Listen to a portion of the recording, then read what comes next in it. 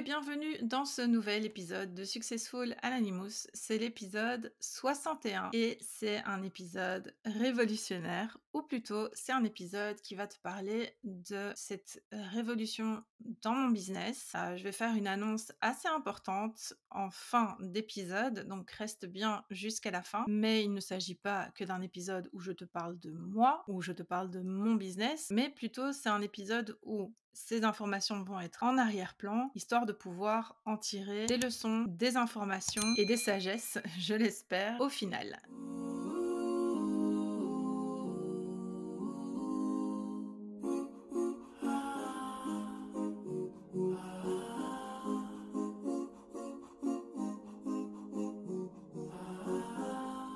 Alors je vais pas spoiler trop longtemps. La grande nouvelle, qui est plutôt l'annonce d'une grande décision que j'ai prise dans le cadre de mon activité, j'en ai déjà parlé brièvement à gauche, brièvement à droite. J'ai laissé traîner des petits cailloux comme le petit pousset. J'ai d'ailleurs questionné mon audience, sur Instagram notamment, pour savoir si elles avaient une petite idée de ce qui se tramait. Alors les réponses, elles étaient assez étonnantes pour certaines, et il y en a d'autres qui ont vu plutôt juste. Quand j'ai demandé si les filles avaient une idée de ce qui pouvait bien se tramer, de ce qui se passait en coulisses de mon côté, de ce qu'était cette nouvelle que j'allais annoncer, on m'a donné comme réponse par exemple que j'allais changer de positionnement, un genre de revirement à 360 degrés, non on serait au même endroit, un genre de revirement à 180 degrés. On m'a également dit tu vas arrêter la SMS avec beaucoup d'inquiétude. Non, il s'agit pas de ça, bien au contraire, la Social Media School, ça va être mis en avant, mais je vais t'en reparler un petit peu plus tard dans cet épisode. On m'a également dit tu vas faire uniquement des coachings, on m'a dit vraiment plein de choses. Il y avait un petit peu de juste dans tout ça, mais personne n'a trouvé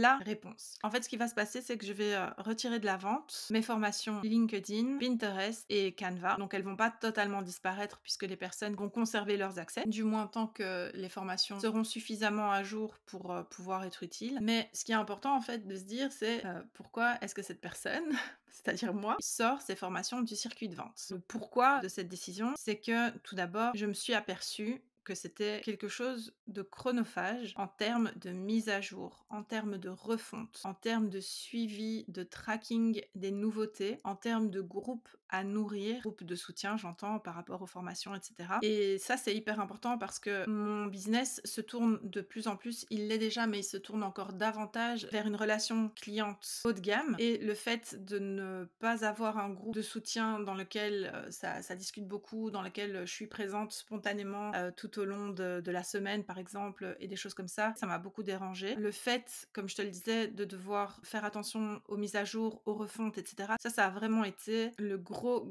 déclic dans ma tête, c'est que je me suis dit, en fait je me bloque dans tous mes projets parce que je sais qu'il y a une refonte à faire sur cette formation, je sais qu'il y a une mise à jour qui est sortie. En fait, quand j'apprends les mises à jour sur LinkedIn, sur Pinterest ou sur Canva, limite j'ai la boule au ventre parce que je me dis, oh là là, il va falloir que je fasse une mise à jour, etc. Et j'ai eu des discussions avec des collègues qui m'ont dit, mais c'est dans ta tête, Déborah, t'es pas obligée de proposer une mise à jour, c'est pas quelque chose qui est indispensable, tout le monde ne fait pas ça, etc. Je suis d'accord, mais moi, c'est ma vision en fait. Si je propose une formation, je veux qu'elle soit à jour, je veux toujours qu'elle soit au top du top. Ce qui a été le cas jusqu'à présent et ce qui continuera à l'être pour la SMS. Tu te dis peut-être, mais quoi, en fait, elle va plus du tout délivrer d'informations, elle va plus éduquer son audience sur quoi que ce soit. J'ai une toute autre vision pour ça et je t'en parle un tout petit peu plus tard. Comme je t'ai dit, voilà, là je t'ai annoncé la grande nouvelle, je vais pas arrêter le podcast. Merci, au revoir, merci d'être passé, c'était sympa, merci d'avoir écouté mon annonce. Non, évidemment, j'ai envie qu'on puisse tirer des leçons de ça, qu'on puisse analyser pourquoi et pourquoi c'était le bon moment, etc., etc. Donc on va avancer step by step. Mon cerveau m'a dicté de reprendre certains points, donc je vais te donner ces points et on va élaborer autour de ces points-là. Je pense que ça peut être hyper intéressant pour toi, dans ton activité aussi, que tu te sois mis cette injonction de il faut que je fasse une formation en ligne, ou que tu sois tout à fait moi je vais jamais faire de formation en ligne, etc. En fait, tu vas voir que les deux sont possibles, qu'il y a des solutions dans tous les cas. Et si tu as envie de basculer de l'un vers l'autre, je suis l'exemple parfait pour ça, qu'il est possible de faire une formation et puis de l'enlever de la circulation, il n'y a pas de souci. Peut-être que tu t'es déjà demandé aussi en voyant des personnes retirer leur formation de la circulation, tu t'es demandé mais en fait pourquoi elles font ça, à quel moment elles se sont dit que c'était plus intéressant pour elles de retirer ces formations plutôt que de les laisser, alors que ça pourrait continuer à se vendre, etc. Donc tout ça, on va en parler tout de suite. Donc en termes de timing, comme je te l'ai dit, il n'y a pas vraiment de bon ou de mauvais moment. Cette décision-là, elle est arrivée comme une évidence et surtout quand j'ai pris cette décision, je l'ai ressentie comme une libération et comme un soulagement. J'étais vraiment bloquée, je me sentais prise sous un poids immense par rapport à ces mises à jour, par rapport à tout ça. Pendant tout un temps, ça me convenait parfaitement de le faire et c'est pour ça que je le faisais, que j'y prenais du plaisir, etc. Maintenant, je prends vraiment plus de plaisir à faire des mises à jour, du moins sur ces formations-là. Je ressens pas de plaisir à me dire, voilà, il va falloir que je fasse une refonte ou il y a une nouvelle fonctionnalité qui est sortie, il faut que je la mette à jour, etc. etc. Et je vois ça surtout comme des blocs de travail qui sont occupés pour ça, alors que je pourrais justement consacrer mon temps à faire d'autres choses qui attendent elles aussi depuis longtemps. Un simple exemple, la création de mon offre d'accompagnement, elle est en cours depuis un moment, mais ça traîne parce que justement je peux pas me libérer de temps parce que je fais des refontes, je pense à des mises à jour, etc. Autre exemple, au niveau de la SMS, de la Social Media School, qui elle continue, eh bien ça va me permettre de récupérer tout ce temps que je libère pour justement mettre ce programme-là, qui est mon programme phare, qui est mon bébé, qui est ma fierté, la première école en ligne francophone de social media management, qui forme de A à Z à ce métier-là, et permet également d'être un tremplin vers un type de métier sur mesure, et ça, c'est par le biais de ma présence quasiment continue pour toutes les membres de la SMS, parce qu'on discute autour du projet, ok, c'est peut-être pas le social media management au final, mais alors qu'est-ce que ça pourrait être, etc. etc.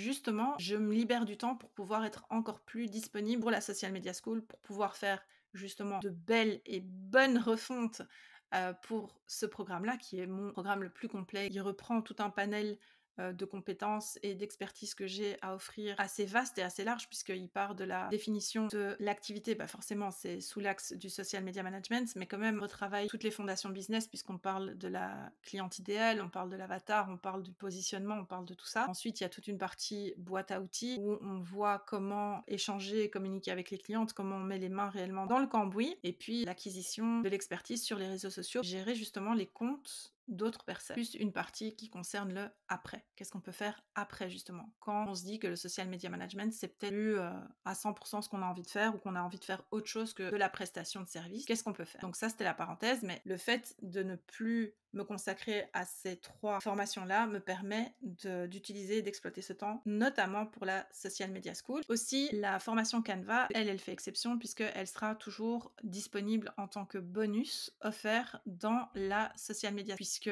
l'idée, c'est quand même qu'on puisse se lancer à 100% sans avoir besoin d'acheter encore une autre formation en utilisation de Canva ou autre, en graphisme ou quoi que ce soit, pour pouvoir déjà proposer des publications, etc. Donc c'est vraiment à ce niveau-là une formation qui est complète, même avec les mises à jour à venir sur Canva. On peut déjà très bien maîtriser l'outil avec cette formation-là. Alors est-ce que j'ai des regrets? Est-ce que je me dis j'aurais pas dû faire tout ce travail, j'aurais pas dû passer toutes ces heures à faire des refontes, à faire de la promo, à dépenser de l'argent en publicité pour mes tunnels de vente, etc., etc., etc. Franchement, j'ai aucun regret. Déjà, ma formation LinkedIn, ça a été ma toute première formation. Avec la sortie de cette formation, j'ai réalisé près de 50 ventes. Et à l'époque, si je dis pas de bêtises, je la vendais à 97 €, donc à 97 €. C'était une toute première formation. Personne ne me connaissait, ou très peu. C'était sur un sujet qui intéressait pas grand monde. LinkedIn, franchement, ça intéressait pas beaucoup de gens. Donc pour moi, c'était une grande première. C'était incroyable de faire un tout premier lancement qui m'a rapporté 5 000 € sur une thématique comme LinkedIn. Franchement, ça a été l'événement pour moi qui a montré que c'était possible. J'ai été très fière, je suis encore d'ailleurs très fière de cette réalisation-là, parce que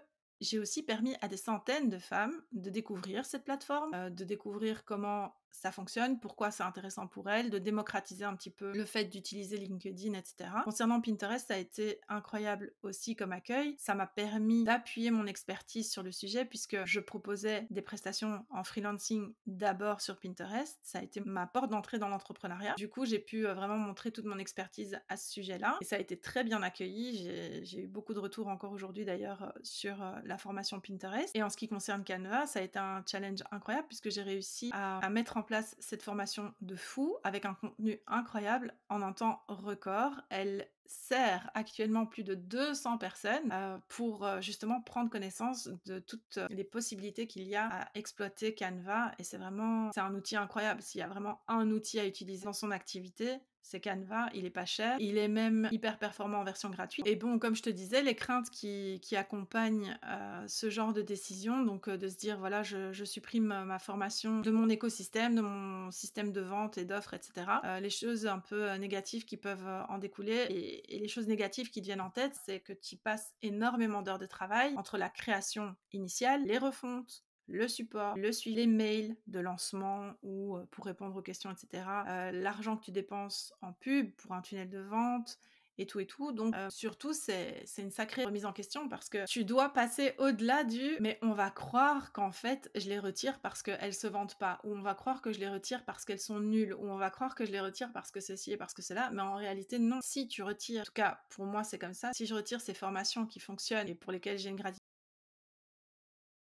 là, c'est à les vendre et la confiance aussi qu'on m'a témoigné en prenant ces formations. Si je les retire, c'est certes pour une question logistique et de temps, etc., mais c'est aussi et surtout parce que mon positionnement change et que j'ai envie d'être beaucoup plus dans l'accompagnement que dans la formation. Et j'ai pas envie de rentrer dans une case exclusivement social media. J'ai envie de prendre ma place dans ce que je fais en fait depuis toujours, c'est-à-dire l'accompagnement des femmes déterminées à faire évoluer leur activité, que ce soit donc via la Social Media School et aussi surtout via les accompagnements et les offres que je suis en train de mettre en place. Alors comment on s'y prend concrètement si on a envie d'aussi prendre ce genre de décision? Il faut vraiment peser le pour et le contre, donc il faut que tu réfléchisses à tous les détails techniques du style, moi ça m'a pris la tête, hein. Je me disais comment je vais faire parce que j'ai promu tout mon contenu et toutes mes offres sur Pinterest, donc je vais avoir un tas d'épingles qui ramènent vers mon site ou vers les produits en question, vers les pages de vente, et en fait tout le monde va tomber sur une page d'erreur 404 et ça c'est hyper mauvais pour